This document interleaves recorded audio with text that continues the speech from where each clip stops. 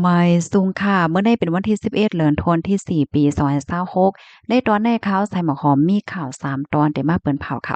ตอนที่1แรงกาแท็กซี่ห้ามก้นฮอที่ในเมืองแขอยู่ๆก็กึดมือเลียวกันในหมวกปากล่ำไหนค่ะถึงตีเตอเคิกต่อก้นออกข้าวตั้งหมางเจอก็ยากขังไว้อยู่ดีในการนั้นตั้งหึงข่าวง้าวเที่ยงตอนหนึ่งค่ะโพนำฝ่ายค้านและจุ่มเจอไต้หวันมาหบทบดังจอมจึงสีจิ้นผิงข่าวง้าวเที่ยงโหนึงค่ะ โจรเข้าป่านแย่งเงินตีฮ่องกงนะคะออนตั้งเปิ้นได้ก็เฮาคามาถ่อมด้วยข่าวคนให้ออนตั้งเตเลยว่าเป็นข่าวเงาตีอันหลักๆไล่ๆค่ะก้าแท็กซี่ค่ะดอกหมวกหนึ่งปากลำในอยู่ๆก็กึดพร้อมมือเลียวกันลวงได้ก็เป็นกว่าที่เมืองอู่ฮั่นเมืองแข่เมื่อพ้องกลางคืนวันที่31เดือนธันวาคมที่3ตีป่นมานั่นค่ะก้าแท็กซี่ห้ามก้นฮออำนั้นก็ห้องว่าโรบอตแท็กซี่หมวกหนึ่งปากล่ำค่ะกึดลองเหตุการณ์เฮ็ดงานพร้อมมือเลียวกันในขณะอันนี้ก็เฮ็ดให้ก้นดังนำตั้งหลายออนกันโตกใจนั่นขนาดเนาะไล่ฮู้ว่าก้นออกข้าวทางหมางก่อในยาขังไว้อยู่ที่ในการนั้นครึ่งถึง90มินิตค่ะย้อนก็เปว่าอำจังเปิดพักดูเปิดตาออกไล่ในมังก็แต่เป็นซำว่าจางเปิดพักดูไลอยู่ว่าในเซตาก้วยกะว่าอำหัดลงกาค่ะย้อนว่าเนอเซนตาสายตั้งอันกากึดไว้อยู่นั่นน่ะค่ะมันทำตึงมีกาต่างลำในเปิ้นกว่าๆมาๆอยู่เฮ็ดให้นั่นน่ะเนาะ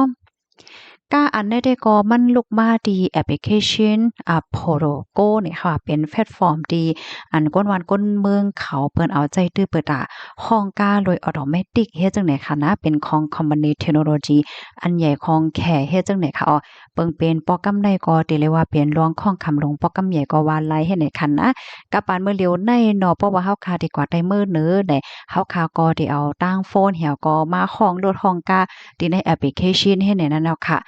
ก้อยกาแอปพลิเคชันที่เมืองแค่อันคอมบานีก้าอันมีรองของคำอยู่มื้อเร็วได้ก็ชื่อแอปพลิเคชันเขาซ้ำว่า Apolloในนั้นค่ะ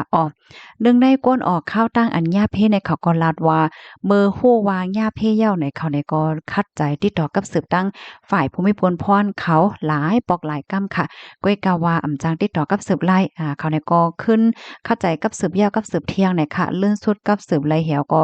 เขาได้ก็ลาดว่าตึกส่งภูมิพลพรเขากว่าจ้อยแถมปันอยู่หน้าเนี่ยมันก็ลาดจึงไหนเนี่ย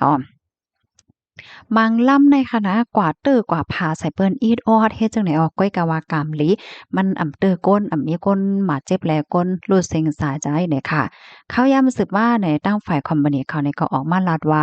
ลวงตั้งที่อันเป็นในโปรแกรมใดที่ก็มันเป็นย้อนกับว่าลองข้องคำตั้งเปิงระบบเขาเฮ็ดจังไหนเนี่ย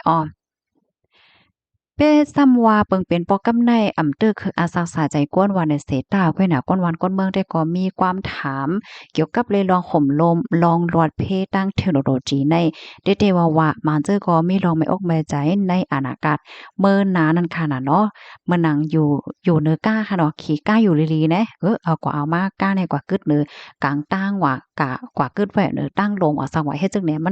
นสร้างถูกบ่มีก้าตั้งลำจอมมาตั้งหลังลมติคือจังซี่เฮ็ดได้อะดอก เพิ่นก็อ่อนกันไม่อกไม่ใจและมีความถามอยู่ตั้งน้ำไหนคะลองตั้งไล่หัวย่อยๆมันเป็นหือในนั้นได้ก็อยู่ดีตั้งฝ่ายภูมิพลพรเขานั่นเตหาเตจอบหาลองตั้งไล่หัวย่อยๆมันสืบกว่าว่าไหนคะข้อมูลตอนนั้นได้ก็ค่ะเลยเป็นมาที่ห้องการข่าวสดออกไว้นะคะพี่น้องค่ะรับถอมข่าวงาโหนยหันถึงจังหือพองค่ะค่าเฮาอ่านกว่าเหี่ยวก็หันในตาเนี่ยใจปุดใจขาดนะคะเนาะมันเหมือนจังเฮาขี่แล่งก้าวจังได๋นะก้อยกะว่า แรงกล้าแท็กซี่อันเฮายามขี่ได้มันมีก้นคอมันอยู่ค่ะลูกเนาะมื้อเหลียวในเด้ในหนังหือเดคึดกับคึดปานในบางเมืองเปิ้นก็เข้าใจเฮ็ดออกมากล้าที่อันว่ามันโหลมีก้นฮอก้นคับมันยาวจังได๋นั่นน่ะนะก้อยกะว่าเพราะว่าระบบเปิงมันมีรองข้องคำเนี่ยก็อยู่ๆกว่าเดอเซ็นตาสายตั้งว่าสว่าจุดได้เฮ็ดได้แล้วพี่น้องค่ะรับถอมยอหันเทินเจิ้งพ่อค่ะจ่องกัวบ่อยู่ในเงาลายจังได๋เลยนะค่ะลูกที่ข่าวเงาโหนได้เสแลกับในเฮาค่ะมาถ่อมด้วยข่าวเงาเที่ยง ตอนหนึ่งค่ะเมื่อวันที่10เดือนธันวาคมที่4ปี2026เนี่ยมีข่าวง่าวออกมาว่าผู้นำฝ่ายค้านไต้หวันค่ะเนาะก็เลยมาที่ในเมืองแขนะคะมาพบทบดังจอมจริงสีจิ้นผิงนะคะผู้นำฝ่ายค้านไต้หวันได้ก็จื้อฮ้องว่าเฉิงลื่อหวินเนี่ย เป็นโหเปาป่าตี